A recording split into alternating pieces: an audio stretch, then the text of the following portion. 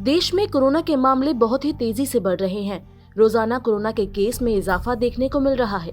कोविड-19 के नए मामलों में 12.5% का इजाफा देखने को मिला है। पिछले 24 घंटे में 1,79,723 नए मामले दर्ज किए गए।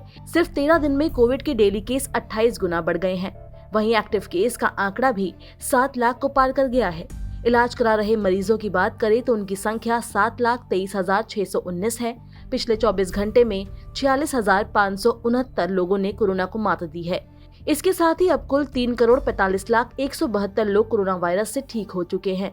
पिछले 24 घंटे में 146 लोगों ने कोरोना वायरस के कारण अपनी जान गंवा दी। अब तक देश में कुल 4,83,936 लोगों की कोरोना के कारण मौत हो गई।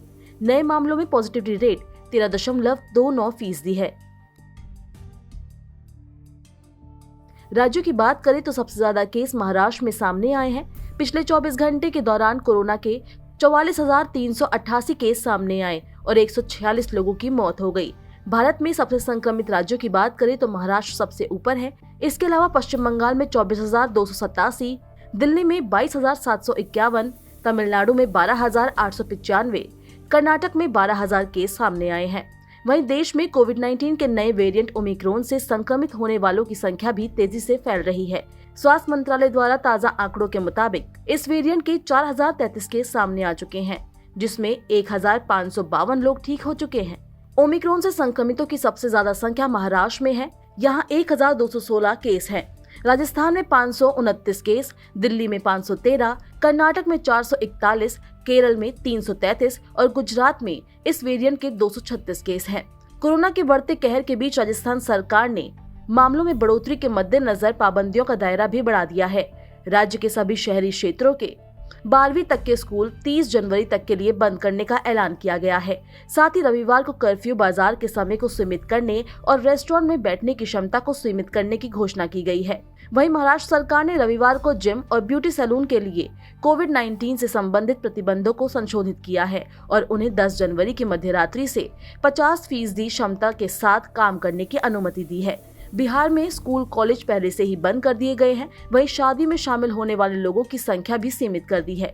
हिमाचल प्रदेश सरकार ने कोरोना वायरस के संक्रमण पर रोक के प्रयासों के तहत अपने कार्यालयों के सप्ताह में 5 दिन खुलने की रविवार को घोषणा की। वहीं 10 से 24 जनवरी तक सभी सामाजिक और धार्मिक समारोह पर प्रतिबंध लगाने का ऐलान किया है। कोरोना से लड़ने के लिए देश में जारी टीकाकरण अभियान के तहत अब तक वैक्सीन की 151 करोड़ से ज्यादा डोज दी जा चुकी है। स्वास्थ्य मंत्रालय के मुताबिक पिछले 24 घंटे में 29,60,975 डोज लगाई गई। वहीं 3 जनवरी से शुरू 15 से 18 साल के एज ग्रुप में अब तक 2 करोड़ से ज्यादा वैक्सीन की डोज लगाई जा चुकी है।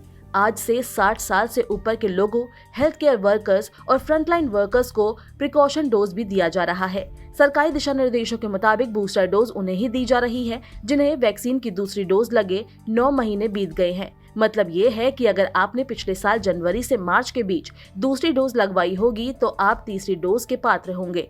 बूस्टर डोज के लिए अब फिर से रजिस्ट्रेशन करने की जरूरत नहीं होगी क्योंकि कोविन पर आपका अकाउंट बन चुका है। अब बस मैसेज आने के बाद आप कोविन के जरिए बूस्टर डोज के लिए स्लॉट बुक कर सकते हैं।